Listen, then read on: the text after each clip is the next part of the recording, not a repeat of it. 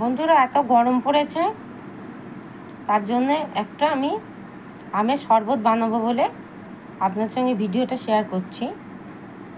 ছোট কুশি কুশি আম, ওগুলো ফেলে না দিয়ে কীভাবে এরকমভাবে করে রেখে দিলে মানুষ আসলেও একটা মানুষকে দেওয়া যাবে, খেয়ে তৃপ্তি পাবে, নিজেরাও খেয়ে তৃপ্তি পাবেন।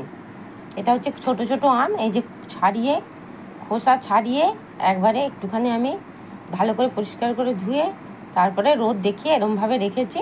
এবার এটাকে আমি জল দিয়ে সেদ্ধ করে নেব। আমগুলো খানিকটা সেদ্ধ হয়ে গেছে, এবার আমি ওতে অল্প করে একটু লবণ দিয়ে দিচ্ছি। এবার ভালো মতন সেদ্ধ হয়ে গেলে তারপরে আমি ওটা নামিয়ে নিচ্ছি। আমটা সেদ্ধ করার পর ঠান্ডা করে নিয়েছি। ঠান্ডা করে নিয়ে এই যে মিক্সিতে দিয়ে আমি এরকম করে ব্লেন্ড করে নিয়েছি। এবার আমি এর মধ্যে একটুখানি ঠান্ডা জল মিশিয়ে পাতলা করে নিয়ে এবার আমি ভালো করে এটা ছেঁকে নেবো, যাতে ভেতরে পাল্প না থাকে, একদম পুরো লিকুইডটা বেরিয়ে আসে।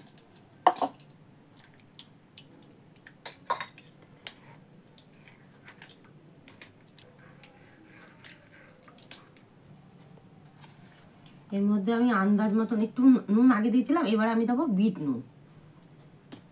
এই যে এরকম প্যাকেটে বিট নুন পাওয়া যায়, আপনারা এরকম কিনে আনবেন। এরকম বিট নুন আর একটু জিরের গুঁড়ো ভেজে রেখেছি, শুকনো খোলায় ভেজে। এই যে জিরের গুঁড়ো, এটা কিন্তু শুধু স্বাদের জন্য না, জিরের গুঁড়োটা প্রচণ্ড পেট ঠান্ডা রাখে, তার জন্য এটা দেবেন। গন্ধ আর স্বাদ আর শরীরের জন্য উপকার।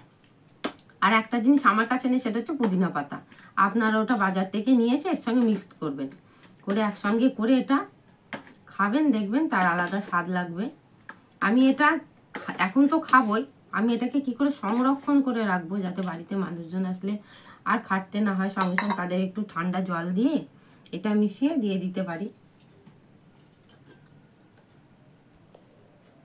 এই যে এটা আমি সংরক্ষণ করে রাখবো বলে এতে আমি শুধু জিরের গুঁড়ো, ভাজা জিরের গুঁড়ো আর নুন দিলাম, এতে কিন্তু আমি চিনি দিলাম না। এবার আমি যখন খেতে দেবো, এই যে এটাই যেমন এই পাল্পটা দিয়েছি আর একটু ঠান্ডা জল দিয়েছি, আর এর মধ্যে দিলাম আমি চিনি। আর এখন পুদিনা পাতা নেই, আপনাদের বলছি এতে একটু পুদিনা পাতা অবশ্যই অ্যাড করবেন। ওটা একটুখানি বেটে নিলেন, দিয়ে এবার এইটা আমি গুলে দিয়ে এটা সার্ভ করবো। এরকমভাবে করে রেখে দিলে কি হবে, বাড়িতে মানুষজন আসলে এটা খুবই উপকারী জিনিস, কেমিক্যাল নেই। আপনারা করে কিন্তু এটা ট্রাই করে দেখতে পারেন। কেমন হলো কমেন্টে জানাবেন, সাবস্ক্রাইব করবেন, লাইক করবেন। ধন্যবাদ।